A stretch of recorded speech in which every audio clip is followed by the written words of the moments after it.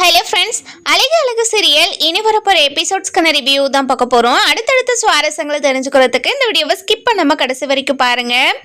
நம்ம தங்கராஜ் வந்துட்டு அழகுமதியை எப்படியாவது இந்த வீட்டுக்கு அடிமையாக்கிடணும் அப்படின்னு நினச்சி இப்போது சுரேஷ் வீட்டுக்கு வராங்க. வந்த உடனே நம்ம சுரேஷோட அம்மா, இங்கே பாருங்க மாப்பிள்ள, அந்த அழகுமதி இந்த வீட்டையே ரெண்டாக்கிட்டா. இப்போ பார்த்தீங்களா, நான் தான் அவளை சண்டை போட்டு வெளியே அனுப்பின மாதிரி ஆயிடுச்சு. இந்த ஊர் உலகமே என்னதான் தப்பா பேசிக்கிட்டு இருக்கு.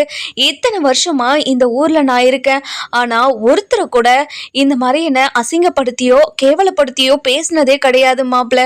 எனக்கு ரொம்ப ரொம்ப அவமானமா இருக்கு அப்படின்னு சொல்லவும், இங்க பாருங்க அத்தை, நீங்க கவலையப்படாதீங்க. அந்த அழகுமதி இனிமே இந்த வீட்டுக்கு அடிமையா தான் இருக்க போறா.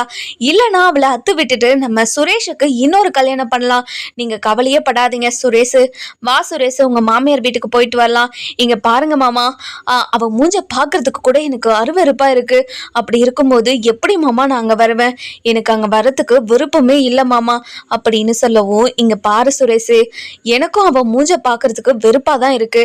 என்ன பண்ணுறது, உங்க ரெண்டு பேருக்கும் கல்யாணம் ஆயிடுச்சுல்ல, அதனால எல்லாத்தையும் பொறுத்துக்கிட்டு தான் ஆகணும். வா சுரேஷ் போலாம் அப்படின்னு சொல்லவும், அதுக்கப்புறம் என்ன சுரேஷோட அப்பா இருந்துட்டு, இங்கே பாரு சுரேஷ், மாப்பிள்ளை சொல்கிறத கேட்டு நடந்துக்கோ சரியா அப்படின்னு சொல்கிறாங்க. அதுக்கப்புறம் நம்ம சுரேஷும் தங்கராஜும் சேர்ந்து இப்போது அழகுமதியோட வீட்டுக்கு போகிறாங்க.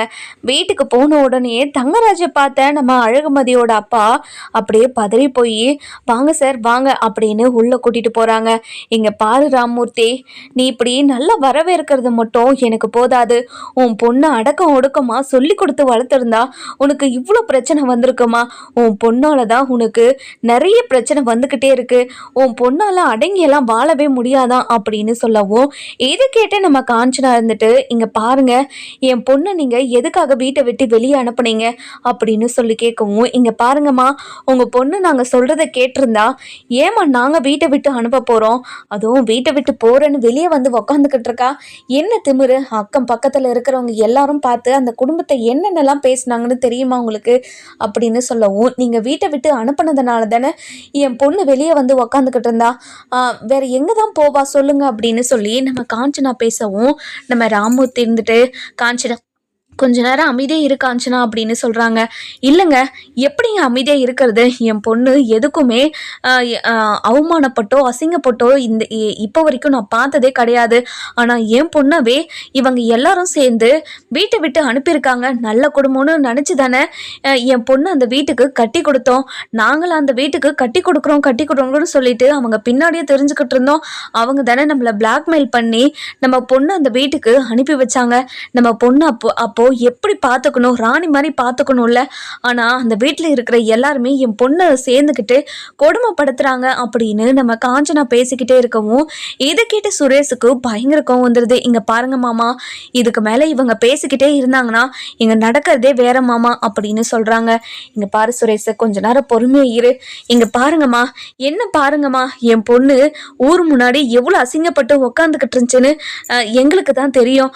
உங்களுக்கு மட்டும் அசிங்கமாக இருக்குதுன்னு நீங்கள் எவ்வளோ குதிக்கிறீங்க, ஆனால் என் பொண்ணுக்கு அசிங்கமாக இருக்காதா அப்படின்னு கண்டபடி பேசிக்கிட்டே இருக்காங்க. இதெல்லாம் கேட்டு சுரேஷுக்கு பயங்கர கோவம் வந்து, இங்கே பாருங்க, உங்களுக்கு அவ்வளோதான் மரியாதை அப்படின்னு சொல்கிறாங்க. என்னங்க மரியாதை? ஒரு பொண்டாட்டியை வீட்டில் இருக்கிறவங்க எல்லாம் சேர்ந்து வீட்டை விட்டு துரத்துறாங்க. அக்கம் பக்கத்தில் இருக்கிறவங்களெல்லாம் அசிங்கமாக பேசிக்கிட்டு இருக்காங்க. அதெல்லாம் நீங்கள் பெருசாக எடுத்துக்காம இப்படி அவங்க அப்பா அம்மாக்காகவும் மற்றவங்களுக்காகவும் இருக்கீங்களே, உங்களுக்கு அசிங்கமா இல்லை அப்படின்னு காஞ்சனா ஒரு மாதிரி பேசிடுறாங்க. இதை கேட்ட நம்ம காஞ்சனாவை சுரேஷ் அடிக்கவே போயிடுறாரு. இதை பார்த்த நம்ம அழகுமதி பயங்கர கோவமா, இங்கே பாருங்க, உங்களுக்கு அவ்வளோதான் மரியாதை, எதுக்காக என் அம்மாவை அடிக்க வந்தீங்க அப்படின்னு சொல்லி ரொம்ப கோவமாக பேசுவோம். இதை கேட்டு நம்ம அதாவது தங்கராஜ் இருந்துட்டு, இங்கே பாருங்க, நம்ம பேச தானே வந்திருக்கோம், எதுக்காக ஆளுக்கு இந்த மாதிரி சண்டை போட்டுக்கிட்டு இருக்கீங்க? கொஞ்ச நேரம் அமைதியாக இருங்க. இங்கே பாருங்க, என்னால் அமைதியாக இருக்க முடியாது. நீங்கள் பேச தானே வந்தீங்க, பேச தானே செய்யணும். எதுக்காக என் அம்மாவை நீங்கள் கையை நீட்டணும்? இதுக்கு நீங்கள் பதில் சொல்லியே ஆகணும். நான் அப்படி தான் நீட்டுவேன். உங்கள் அம்மா என்னென்னலாம் பேசுகிறாங்க, ஏதோ உன்னை கொடுமைப்படுத்தின மாதிரி. நீ தாண்டி என் வீட்டில் இருக்கிறவங்கள ஒவ்வொருத்தரையும் தினம் சித்திரவதை பண்ணிக்கிட்டு இருக்க. அப்படி இருக்கும்போது எப்படி உண்டை போய் நாங்கள் கொடுமைப்படுத்துகிறோன்னு வாய் கூசாமல் சொல்லிக்கிட்டு இருக்காங்க. நான் அப்படி தாண்டி சொல்ல சொல்லுவேன். இங்கே பாருங்க, வாடி போடின்ற வேலையெல்லாம் என்கிட்ட வச்சுக்காதீங்க, உங்களுக்கு மரியாதை கெட்டுட்டு தெரிஞ்சுக்கோங்க அப்படின்னு சொல்லிட்டு 2 பேருக்குள்ள வாக்குவாதம் அதிகமாகிக்கிட்டே இருக்குது. அப்படி போக போக நம்ம அழகுமதிக்கு பயங்கர கோவம் வந்து காலில் இருக்கிற செருப்பை எடுத்து அப்படியே பல்லாருன்னு அடிச்சிடுறாங்க. இதை பார்த்து நம்ம ராமூர்த்தி இருந்துட்டு, அழகுமதி என்ன மதி இதெல்லாம் அப்படின்னு சொல்லி கேட்கவும், இங்கே பாருங்கப்பா, இவங்களுக்கெல்லாம் இப்படி இப்படி இப்படி கொடுத்தாதான் அவங்களுக்கு எல்லாம் புரியும்ப்பா அப்படின்னு சொல்லவும், இதை பார்த்துக்கிட்டு இருந்த தங்கராஜுக்கும் செம்ம ஷாக்கு. அதுக்கப்புறம் இங்கே பாரு ராமூர்த்தி, என்ன ராமூர்த்தி, அதுவும் என்னோட மச்சானவே செருப்பில் அடிச்சிருக்கா உன் பொண்ணு நான் சும்மாவே விட மாட்டேன். இனிமே உங்கள் பொண்ணு இனிமே வாழவட்டியா உங்கள் வீட்டிலே இருக்கட்டும் அப்படின்னு சொல்லவும், இதை கேட்ட ராமூர்த்தி இருந்துட்டு, இங்கே பாருங்கள் சார், உங்களை இந்த பையனுக்கு என் பொண்ணை கல்யாணம் பண்ணி வைக்க நான் உங்ககிட்ட கேட்டேன்னா நீங்களே தானே கல்யாணம் பண்ணிக்கிறேன்னு சொல்லிட்டு வந்து எங்கள் வீட்டில் பேசுனீங்க. ஆனால் இப்போது என் பொண்ணு தான் எல்லா தப்புமே பண்ணுமாறு நீங்கள் வாய் கூசாமல் பேசிக்கிட்டு இருக்கீங்க. இந்த பையனோட அம்மா ரொம்ப ரொம்ப கொடுமைக்காரி போல் சின்ன சின்ன விஷயத்துக்காக குறை சொல்லிக்கிட்டே எப்படியெல்லாம் இருக்காங்க. இப்படி ஒரு மனுஷங்களை நான் எங்கேயுமே பார்த்ததில்ல. இங்கே பாருங்கள் சார், என் பொண்ணு இங்கவே வாழாம்பட்டியாக இருந்தால் கூட நான் இனிமேல் அங்கே அனுப்பவே மாட்டேன் அப்படின்னு சொல்கிறாங்க. என்ன ராமூர்த்தி, என்ன வாய் அதிகமாகிக்கிட்டே இருக்கு, என்ன நினச்சிக்கிட்டு இருக்க நீ அப்படின்னு சொல்லி கேட்கவும், இங்கே பாருங்கள் சார், என் பொண்ணு கஷ்டப்படுறத இனிமேலும் என்னால் பார்க்க முடியாது. எத்தனை நாளைக்கு உங்களுக்கு பயந்துக்கிட்டே நான் இருக்கிறது? என்னோட வேலையை விட்டு தூக்குவீங்க, இந்த வீட்டுக்கான பணத்தை நீங்கள் கேட்பீங்க, என் தலையை அடமானம் வச்சாவது, என் வீட்டில் இருக்கிற நகையை எல்லாத்தையும் வித்தாவது உங்கள் பணத்தை நான் கொடுத்துருவேன், கண்டிப்பாக கொடுத்துருவேன். ஆனால் கண்டிப்பாக இனிமேல் என் பொண்ணு கஷ்டப்படுற மாதிரி நான் இனிமேல் நடந்துக்கவும் மாட்டேன், எதுவும் செய்யவும் மாட்டேன். என் பொண்ணோட சந்தோஷம்தான் முக்கியம். இனிமேல் என் பொண்ணை தாண்டி நான் எதையும் யோசிக்க போகிறதில்ல. என் பொண்ணோட வாழ்க்கையை யோசிக்காமல் அவளுக்கு ஒரு தப்பான கல்யாணத்தை நான் பண்ணி வச்சுட்டேன். அதுக்கு இப்போ நான் ரொம்ப ரொம்ப வருத்தப்படுறேன். என்னோட உயிர் போயிருந்தா கூட நான் இவ்வளோ வருத்தப்பட்டு இருக்க மாட்டேன்.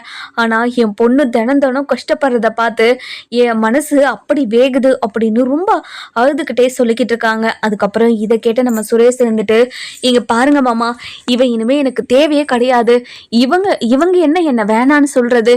நான் சொல்கிறேன் மாமா, இப்படி ஒரு திமிரு பிடிச்சவ கூட என்னால் வாழ முடியாது மாமா, என்னால் வாழவே முடியாது அப்படின்னு பயங்கர கோவத்தோட சொல்லிட்டு வெளியே வந்துடுறாங்க. வெளியே வந்த உடனே, மாமா என்ன போய் செருப்பாலே அடிச்சிட்டாலே மாமா, இது வரைக்கும் நான் யாருக்கிட்டையும் இப்படி ஒரு அசிங்கத்தை பட்டதே கிடையாது. ஆனால் என்ன போய் இப்படியெல்லாம் பண்ணிட்டாளே மாமா, அவளை நான் சும்மாவே விட மாட்டேன் மாமா, அவளை எப்படியாவது பழிக்கு பழி வாங்கியே தீர்வேன். இங்கே பாரு சுரேஷு, அவ கழுத்தில் நீ தாலி கட்டியிருக்க, அவள் உன்னோட பொண்டாட்டி, அவளை எப்படியாவது உன் வழிக்கு கொண்டு வரதான் நீ பார்க்கணும், மேலும் மேலும் பிரச்சனையை உண்டாக்காத, சரியா அப்படின்னு சொல்லவும், எப்படி மாமா, அவள் பண்ணுறதெல்லாம் பொறுத்துக்கிட்டே என்னால் இருக்க முடியல மாமா, அதனால தான் எனக்கு கோபம் தாங்காமல் நான் அவங்க அம்மாவை அடிக்க போயிட்டேன். அதுக்கு அவள் கண்டபடி பேசி என்னை அடிப்பாளா? அவளை நான் சும்மாவே விடமாட்டேன் மாமா. முதல்ல என் அம்மாக்கிட்டேயும் அப்பாக்கிட்டேயும் இந்த விஷயத்த சொல்கிறேன் போய். இங்கே பாரு சுரேஷு, நீ ஆம்பளை, உன்னை போய் ஒரு பொண்ணு செருப்பால் அடித்த விஷயத்த உன் அம்மாக்கிட்டேயும் உன் அப்பாக்கிட்டேயும் சொல்லி உன்னை நீயே அசிங்கப்படுத்திக்க போறியா? இங்கே பாரு, நம்ம பொறுத்திருந்து பார்ப்போம். அந்த ராமூர்த்தியை செய்ய வேண்டிய முறையில் எல்லாத்தையும் செஞ்சு அவனை கவனிக்க வேண்டிய விதத்தில் கவனிச்சாதான் அவனுக்கும் புத்தி வரும். நீ கவலையே படாத, அவனையே வந்து என் காலில் விழுற மாதிரி நான் பண்ணுறேன், நீ வருத்தப்படாத சுரேஷ், இனிமே நீ எதை பற்றியும் யோசிக்காமல் உன்னோட வேலையை பாருப்போ அப்படின்னு சொல்லிடுறாங்க. அதுக்கப்புறம் நம்ம அழகுமதி இருந்துட்டு தன்னோட அப்பா கிட்ட போயிட்டு, இங்கே பாருங்கப்பா, எனக்காக நீங்கள் அவங்கக்கிட்ட பேசினது எனக்கு எவ்வளோ சந்தோஷமாக இருந்துச்சு தெரியுமா? அந்த வீட்டில் இப்போ வரைக்குமே நான் அடிமையாக தானேப்பா இருந்தேன். அதுவும் அவங்க சொல்கிறதெல்லாம் கேட்டுக்கிட்டு தான் இருந்தேன். அப்பா, அவங்க சாப்பிட்றப்போ அந்த வேஸ்டெல்லாம் எடுத்து தரையில் வைக்கிறாங்கப்பா, தட்டு எடுத்துகிட்டு போய் வச்சாலையும் நீ என்ன சொல்கிறது, இந்த வீட்டில் என்ன செய்யணும் ஏது செய்யணும் அப்படின்னு எனக்கு தெரியும் அப்படின்னு கண்டபடி பேசுகிறாங்கப்பா, என்னென்னமோ பண்ணுறாங்க. அவங்க பண்ணுறதெல்லாம் என்னால் பொறுத்துக்கவே முடியலப்பா. ஒரு சில விஷயத்தில் பொறுத்து போகிறேன், என்னால் பொறுத்து போக முடியாத விஷயத்தில் நான் அவங்கக்கிட்ட கேள்வி கேட்குறேன்ப்பா.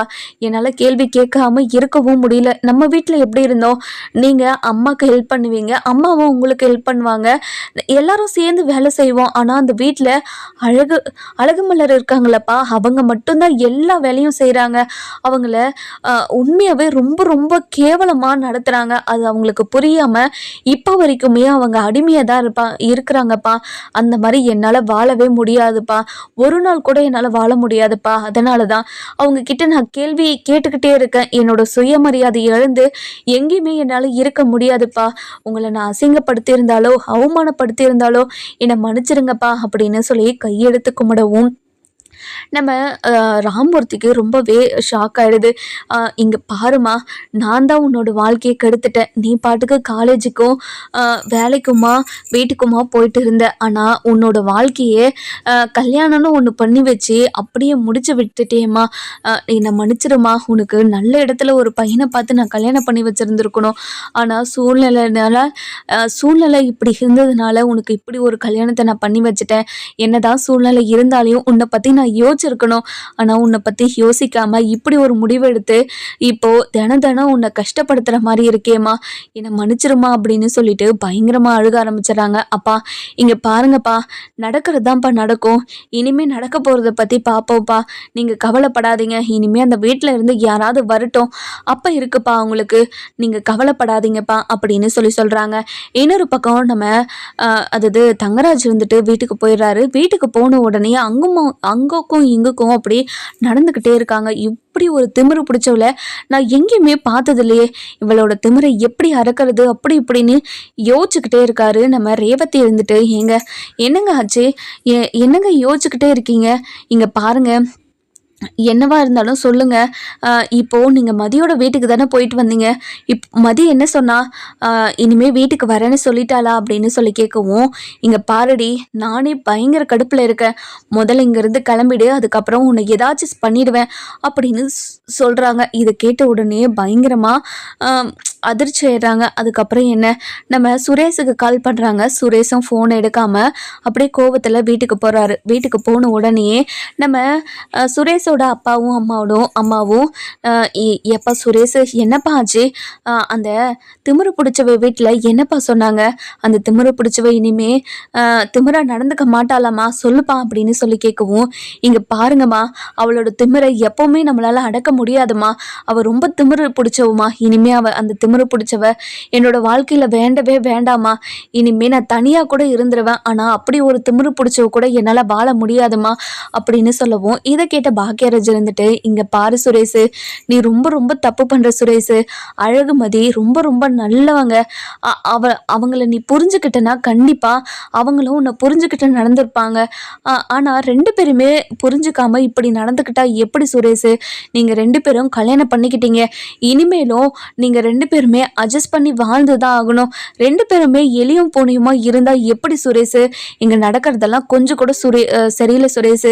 நீயே போய் மன்னிப்பு கேட்டு போய் அழகுமதியை வீட்டுக்கு கூட்டிட்டு வா சுரேஷ் அப்படின்னு சொல்லவும், இதை கேட்டு நம்ம சுரேஷோட அம்மா இருந்துட்டு, என்ன பாக்கியராஜே, என்ன பேசிக்கிட்டு இருக்க? சுரேஷ் போய் அந்த திமிரு பிடிச்சவகிட்ட மன்னிப்பு கேட்டு வேற கூட்டிட்டு வரணுமா? அவளை மன்னிப்பு கேட்டு இந்த வீட்டுக்குள்ள வர சொன்னா, ஆனால் நீ நம்ம வீட்டில் இருக்கிறவங்க மன்னிப்பு கேட்டு அவளை கூட்டிட்டு வரணும்னு சொல்ற. உனக்கு மனசாட்சின்றது ஒன்று இல்லவே இல்லையா அப்படின்னு சொல்லி கேட்கவும், இதை கேட்ட உடனே, இங்கே பாருங்கம்மா, உங்கள் பையன் நல்லா இருக்கணும்னு நினைக்கிறீங்களா இல்லையா? உங்கள் பையனோட வாழ்க்கை நல்லா இருக்கணும்னு நினச்சா நீங்கள் இப்படியெல்லாம் பேச மாட்டீங்கம்மா. சுரேஷோட வாழ்க்கை நல்லா இருக்கணும்னு நினச்சி அழகுமதியை நீங்கள் வீட்டுக்கு வர வச்சுருப்பீங்க. ஆனால் அவனோட வாழ்க்கை எப்படி வேணாலும் போட்டும், ஆனால் அழகுமதியை நீங்கள் பழி வாங்கியாகணும். ஏதாவது ஒரு விதத்தில் அவங்கள ஏதாவது சொல்லிக்கிட்டே இருக்கணும். அப்படி தானேம்மா அப்படின்னு சொல்லவும், என்ன பாக்கியராஜ், என்ன நீ இப்படியெல்லாம் சொல்லிக்கிட்டு இருக்க? இங்கே பாருங்கம்மா, மலர் எனக்கு ஃபோன் பண்ணி எல்லா விஷயத்தையுமே சொன்னா, அங்கே என்னென்ன நடந்துச்சுன்னு.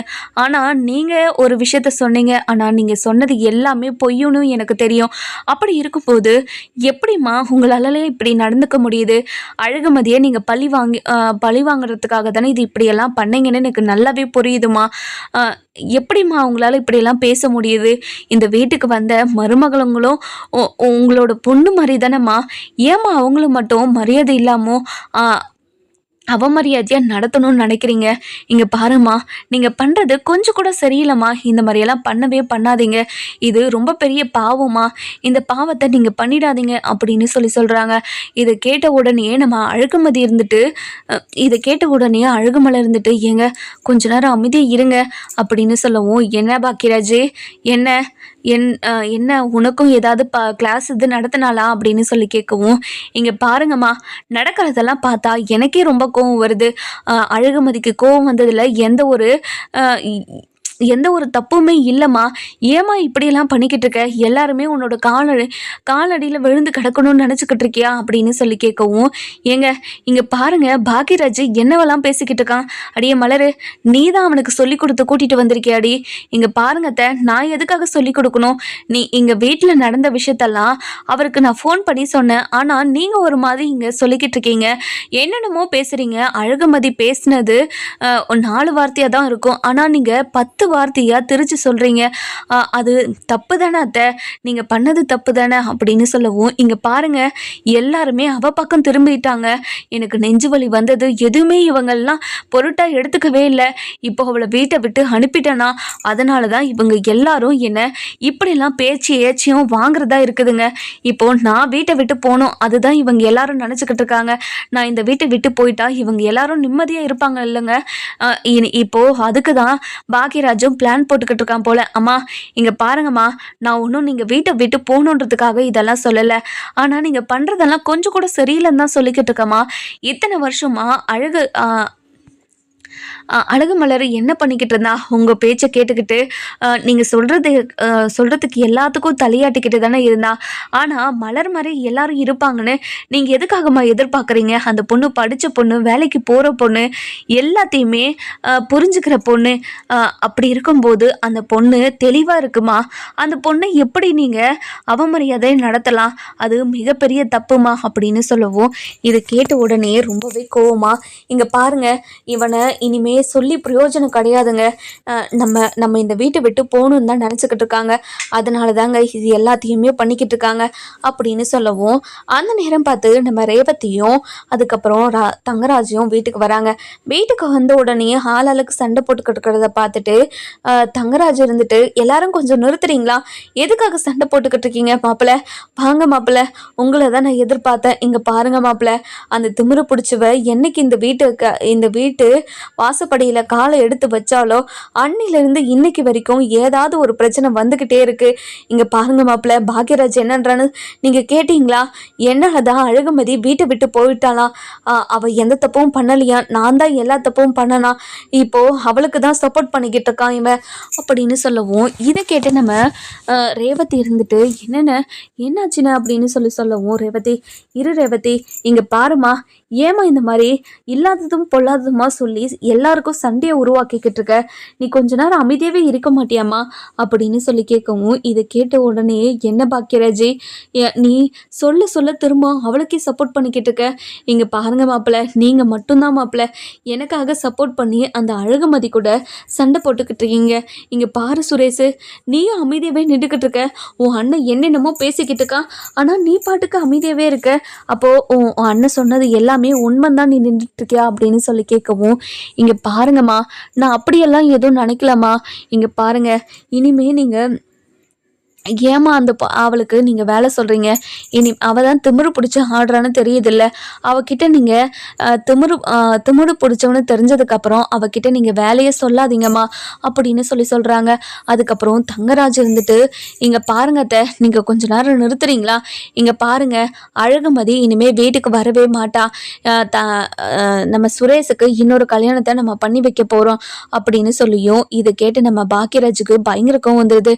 இங்கே பாருங்கள், என் தம்பிக்கு கல்யாணம் ஆயிடுச்சு, இதுக்கப்புறமும் அவனுக்கு இன்னொரு கல்யாணம் நடக்கவும் நடக்காது. இங்கே பாருங்க, யாராச்சும் சுரேஷோட கல்யாணத்தை பற்றி பேசினாங்க, அவ்வளோதான் அவங்களுக்கு மரியாதை. இங்கே பாரு சுரேஷ், உனக்கு நான் சொல்ல வேண்டியதெல்லாம் சொல்கிறேன். இங்கே பாரு சுரேஷ், நீ இன்னொரு கல்யாணம் பண்ணிக்கவே கூடாது. அது மிகப்பெரிய தப்பு. நீங்கள் விருப்பப்பட்டோ விருப்பப்படாமையோ 2 பேரும் கல்யாணம் பண்ணிக்கிட்டீங்க, அதுதான் உண்மை. அந்த உண்மையை நீங்கள் ஏற்றுக்கிட்டு, அந்த கல்யாணத்தை ஏற்றுக்கிட்டு சொல்லிட்டு 2 பேரும் அனுசரணையாக 2 பேருக்கும் நீ ஒரு விஷயத்தில் விட்டு கொடுத்தா அந்த பொண்ணு ஒரு விஷயத்தில் விட்டு கொடுத்து இந்த மாதிரி தான் விட்டு கொடுத்து வாழணும். அதை நீங்கள் புரிஞ்சுக்கணும். கண்டிப்பாக நான் அழகுமதி கிட்ட பேசுகிறேன். நீ கவலைப்படாத சுரேஷ், உன்னோட வாழ்க்கை சந்தோஷமா இருக்கும். அம்மா ஏதோ தேவையில்லாத விஷயத்தெல்லாம் உன்கிட்ட சொல்லி அம்மா அழகுமதி சொல்லாத விஷயத்தையும் உன்கிட்ட சொல்லி அழகுமதிக்கும் உனக்கும் சண்டையை உருவாக்கி வச்சுட்டாங்க. அன்னைக்கு நடந்த விஷயமே வேற, ஆனால் அம்மா உன்கிட்ட சொன்ன விஷயமும் வேற. அதனால தான் இவ்வளோ பிரச்சனைக்கும் காரணம். நான் அன்னைக்கே பேசியிருப்பேன், சரி அம்மா மனசுக்கும் அப்பா மனசுக்கும் கஷ்டப்படுமே அப்படின்றதுக்காக தான் நான் அமைதியாக இருந்தேன். ஆனால் அம்மா இருக்க இருக்க ரொம்ப ரொம்ப ரொம்ப ரொம்ப ஓவராக தான் போய்கிட்டு இருக்காங்க. இங்கே பாருங்கம்மா, அழகுமதியோ அழகு மலரோ 2 பேருமே நீங்கள் மருமகளாக நினைங்க. மருமகளாக நினைக்காம மகளாக நினச்சிங்கன்னா உங்களுக்கு இந்த பிரச்சனையே வராதில்ல. ஏமா இப்படியெல்லாம் பண்ணிக்கிட்டு இருக்கீங்க? இப்போது அழகுமதிக்கு என்ன அழகுமதி என்ன பாவம் பண்ணா? இனிமேல் அழகுமதி வீட்டில் தான் இருப்பா. இனிமேல் யாராச்சும் இந்த வீட்டில் ஒரு உரிமையாக ஏதாவது ஒரு முடிவு எடுத்தீங்க, அவ்வளோதான். இங்கே பாரு சுரேஷ், நான் போய் அழகுமதி கிட்ட பேசுகிறேன் அப்படின்னு சொல்லவும், அண்ணன் என்னென்ன பேசிக்கிட்டு இருக்க நீ? அவள் அவ்வளோ திமிரு பிடிச்சி ஆடிக்கிட்டு இருக்கான், அவகிட்ட போய் நீங்கள் பேசுகிறேன்னு சொல்கிறீங்க. இங்கே பாரு சுரேஷ், அழகுமதி எந்த தப்பும் பண்ணல. அம்மா தான் அழகுமதி கிட்ட ரொம்ப ஓவராக பேசியிருக்காங்க. அதனால அழகுமதியும் திரும்ப பேசியிருக்காங்க. எதிர்த்து கூட பேசல. தனக்கான உரிமையையும் பதிலையும் தான் கொடுத்துருக்காங்க. அவங்க பேசினா கேள்வி கேட்டால் பதில் சொல்லக்கூடாதுன்னு இருக்கா என்ன? பதில் சொன்னால் எதிர்த்து பேசுகிறதா அர்த்தமா? சத்தியமாக புரியல. இங்கே பாருங்கம்மா, இந்த வீட்டில் இருக்கிற மாதிரி எந்த வீட்லையுமே இருக்காது. நீங்கள் எதிர் வீட்டில் பக்கத்து நாள்லேருந்து சொல்லிட்டு எங்கே வேணாலும் போய் கேட்டு பாருங்கள். உங்களை மாதிரி ஒரு மாமியார் எங்கேயுமே இருக்க மாட்டாங்க. நம்ம வீட்டுக்கு கூட வந்தாங்கல்ல கோமதி அம்மா, அந்த வீட்டில் இருந்த மருமகங்களும் அந்த அம்மாவும் எப்படியெல்லாம் இருந்தாங்க, அதை பார்த்து கூட உனக்கு பொறாமை வரலையாம்மா? தன்னோட மருமகங்களையும் இப்படி தான் பார்த்துக்கணும், இப்படி தான் நடத்தணும்னு உங்களுக்கு கொஞ்சம் கூட யோசனை வரவே இல்லையாம்மா? ஏமா அப்படியெல்லாம் பண்ணுறீங்க? நீங்கள் பண்ணுறது கொஞ்சம் கூட சரியில்லைம்மா அப்படின்னு சொல்கிறாங்க. இதை கேட்டுக்கிட்டு இருந்த நம்ம சுரேஷும் பயங்கர கோவத்தில் வண்டி எடுத்துகிட்டு வெளியே போயிடுறாரு. வெளியே போன உடனே நம்ம அழகுமதியை ரோட்டில் பார்க்குறாங்க. பார்த்த உடனே பயங்கர கோவத்தில் அழகுமதி கிட்ட போயிட்டு, இங்கே பாருடி, என் குடும்பத்தில் இருக்கிறவங்க எல்லாருக்கிட்டேயும் சண்டையை மூடி விட்டுட்டு வந்துட்டுல. இங்கே பாருங்கள், யாருக்கும் எந்த விதத்துலேயும் சண்டையை உருவாக்கணும்னோ இல்லை பிரச்சனை பண்ணணும்னு நான் நினைக்கல. உங்கள் அம்மா என்கிட்ட நார்மலாக சொல்லியிருந்தா கண்டிப்பாக அந்த கிளாஸை கூட நான் எடுத்துகிட்டு போய் வச்சுருப்பேன். ஆனால் உங்கள் அம்மா சொன்ன விதமே வேறு. அவங்க என்னை அடிமையாகவும் ஒரு மாதிரி அவங்க ட்ரீட் பண்ணுறாங்க. அது எனக்கு பிடிக்கல. அதனால தான் அவங்க கிட்ட பேசினேன். இங்கே பாருங்க, யாருக்கும் கஷ்டப்படுத்தணும்னு எதுவுமே நினைக்கல இங்க அப்படின்னு சொல்லவும், இங்கே பாருடி, நீ என் குடும்பத்துக்கு பண்ணது எல்லாத்தையும் உனக்கு நான் திருப்பி பண்ணுவேண்டி. உன் குடும்பத்தோடு நீ சந்தோஷமா இருக்கலாம்னு தான் நினச்சிக்கிட்டு இருக்க. கண்டிப்பாக அது மட்டும் நடக்கவே நடக்காதடி. உன் குடும்பத்திலிருந்து உன்னை பிரித்து உன்னை ஒவ்வொரு நாளும் கஷ்டப்படுத்தனா இல்லையான்னு பாருங்க அப்படின்னு சொல்லவும், இங்கே பாருங்க, இந்த மாதிரி மிரட்டுற வேலையெல்லாம் என்கிட்ட வேணாம். தெரிஞ்சுக்கோங்க, இந்த மாதிரி மிரட்டி என்கிட்ட மீன் பிடிக்கலான்னு மட்டும் நினச்சிடாதீங்க. எப்போவுமே உண்மைக்கும் நேர்மைக்கும் கட்டுப்பட்டுவேன் நான். ஏதாச்சும் எனக்கு தப்பாப்பட்டால் நான் அப்படி தான் பேசுவேன், நான் அப்படி தான் இருப்பேன். உங்களால் என்ன பண்ண முடியுமோ பண்ணிக்கோங்க அப்படின்னு சொல்லிட்டு கோபமாக அங்கேருந்து போயிடுறாங்க. அதுக்கப்புறம் நம்ம அழகுமதிக்கு அப்போ தான் தோணுது, இப்படி நம்ம கொடுமைப்படுத்துகிறாங்க, நம்ம வீட்டில் வந்து மிரட்டிட்டு போகிறாங்க, இவ்வளோ விஷயம் பண்ணுறாங்க, இவங்கள நம்ம போலீஸில் கம்ப்ளைண்ட் கொடுக்கணும், அதுவும் அவர்கிட்டயே போய் கொடுக்கணும் அப்படின்னு சொல்லிட்டு அவர் போலீஸ் ஸ்டேஷனுக்கே உள்ளே போகிறாரு. உள்ளே போன உடனேயே அதாவது ஒரு கான்ஸ்டபிள் கிட்ட, இங்கே பாருங்கள் சார், நான் ஒரு கம்ப்ளைண்ட் கொடுக்கலான்னு வந்திருக்கேன், எஸ்ஐயை பார்க்கலாமா அப்படின்னு சொல்லி கேட்கவும், அதுக்கப்புறம் இருங்கம்மா நான் போய் கேட்டுட்டு வரேன் அப்படின்னு சொல்லிட்டு உள்ளே வராங்க. உள்ளே வந்த உடனே, சார் ஒரு பொண்ணு கம்ப்ளைண்ட் கொடுக்கறதுக்காக வந்திருக்காங்க சார், கூட்டிகிட்டு வரட்டுமா அப்படின்னு சொல்லி கேட்கவும், இது கேட்ட உடனே சுரேஷும் கூட்டிகிட்டு வாங்க அப்படின்னு சொல்கிறாங்க. அதுக்கப்புறம் அழகுமதியும் உள்ளே வராங்க. உள்ளே வந்த உடனே நம்ம சுரேஷுக்கு பயங்கரமாக ஷாக் ஆகிடுது. அதுக்கப்புறம் அழகுமதி வந்து உக்காந்து, இங்கே பாருங்கள் சார், நான் என்னோட ஹஸ்பண்ட் மேலே நான் கம்ப்ளைண்ட் கொடுக்கலான்னு வந்திருக்கேன். என் ஹஸ்பண்ட் ரொம்ப அரெஸ்ட் பண்ணுறாரு. அது மட்டும் இல்லாமல் ஏதாவது கேள்வி கேட்டால் என்னை அடிக்க வராது. அவங்க குடும்பத்தில் இருக்கிறவங்க எல்லாரும் என்னை வீட்டை விட்டு துரத்துறாங்க. அது மட்டும் இல்லாமல் என்னோட ஹஸ்பண்டோட மாமாவும் என் ஹஸ்பண்டும் சேர்ந்து என் வீட்டுக்கு வந்து என் அப்பா அம்மாவை மிரட்டுறாங்க. இப்படி எல்லா விதத்துலேயும் எனக்கு டார்ச்சர் கொடுத்துக்கிட்டே இருக்காங்க. அவங்க மேலே நான் கம்ப்ளைண்ட் கொடுக்குறேன் அப்படின்னு சொல்கிறாங்க. ஒரு பொண்ணு அவங்கக்கிட்ட இப்படி ஒரு கம்ப்ளைண்ட்டை கொண்டு வந்து கொடுத்துருக்கேன். நீங்கள் என்ன முடிவு எடுப்பீங்க சார் அப்படின்னு சுரேஷ் கிட்டேவே சொல்லவும் சுரேஷ் பயங்கரமாக ஷாக் ஆயிடுறாங்க. சுரேஷ் இந்த விஷயத்தில் என்ன முடிவு எடுப்பாருன்னு சொல்லிட்டு நம்ம வர எபிசோடில் தான் பார்க்கலாம். இந்த வீடியோ உங்களுக்கு பிடிச்சிருந்தா லைக் பண்ணுங்கள், சப்ஸ்கிரைப் பண்ணுங்கள், மறக்காமல் பெல் ஐகானையும் கிளிக் பண்ணிக்கோங்க.